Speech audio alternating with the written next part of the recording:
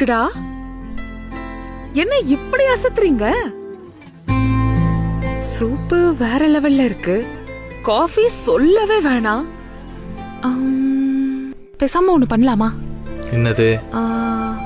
தமிழ் சோறுக்கு நாங்க ஏன் உன்ன ஸ்பெஷல் ஷெஃபா அப்பாயிண்ட் பண்ண கூடாது? எதுக்கு வெளில இருந்தெல்லாம் ஷெஃப கூப்பிட்டுட்டு?